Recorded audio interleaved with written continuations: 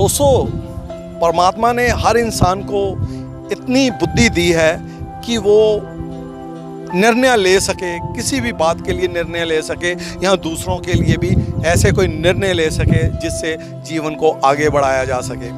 पर कई बार हम लोग इतने ओवर कॉन्फिडेंट हो जाते हैं, पर अपने आप पर इतना विश्वास कर बैठते हैं कि अपने ही निर्णय को सही और सटीक मानते हैं और हम लोग अपने निर्णय को दूसरों पर थोपने की कोशिश करते हैं कि हाँ, मैंने ऐसा सोचा, मेरी जजमेंट कभी गलत नहीं हो सकती। पर असल जीवन में ऐसा नहीं होता। This is advocate Pawan Sharma. आप सब मुझे विसल ब्लोअर राजू शर्मा के नाम से जानते हैं। लुधियाना से बिलोंग करता हूं। दोस्तों, एक गांव में 4 अंधे रहते थे। बड़ा आपस में प्यार था, बड़े भाईचारे के साथ रहते थे। एक बार उस गांव में हाथी आया। उन अंधों ने भी सुना भी उस गांव में हाथी आया, तो उनके मन में भी लालसा हुई कि क्यों ना हाथी को देखा जाए। अंधे थे, हाथी को देख तो पाते नहीं थे। पर दोस्तों, परमात्मा की एक बहुत बड़ी इंसान पर कृपा है। अगर वो एक चीज़ छीन लेता है, इंसान की कोई एक सेंस छीन लेता है, जैसे आंखें छीन ली तो उसकी दिमाग की शक्ति को बढ़ा देता, स्पर्श शक्ति को बढ़ा देता है। अगर इंसान सुन नहीं पाता सही ढंग से तो उसके देखने की क्षमता को बढ़ा देता है, महसूस करने की क्षमता को बढ़ा देता है, उसके दिमाग की ताकत को बढ़ा देता है।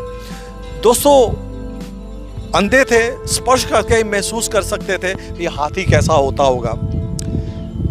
हाथी के पास गए। एक अंधे ने हाथी की सूंड को पकड़ लिया और अच्छी तरह स्पर्श किया और बोला, अरे हाथी तो परनाले जैसा होता है। परनाला मतलब छत के साथ जो पानी ज़मीन पर गिरता है, वो एक पाइप के ज़रिए ज़मीन पर गिरता है, उसको परनाला बोलते हैं पंजाबी में।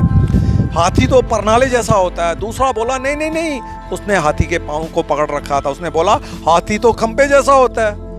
तीसरे ने हाथी की पूंछ को पकड़ लिया। उसने बोला, नहीं, ना हाथी परनाले जैसा होता है, ना हाथी खंबे जैसा होता है, ये तो झाड़ू जैसा होता है, क्योंकि उसने हाथी की पूंछ को पकड़ रखा था और हाथी की पूंछ पर कड़े कड़े बाल थे। एक ने हाथी के कान को पकड़ लिया, स्पर्श किया। उसने बोला, नहीं, हाथी एक बड़ी पंखी की तरह है। गर्मियों में हम अक्सर पंखियां यूज़ करते हैं अपने आप को हवा देने के लिए। तो उस अंधे ने कहा कि ये बड़ा पंखा है, हाथी बड़े पंखे की तरह होता है। अपने निर्णय पर अटल हो गए कि हमारा निर्णय ही सही है, और इतना अपने निर्णय पर अटल हो गए कि एक दूसरे को मारने पीटने पर उतारू हो गए।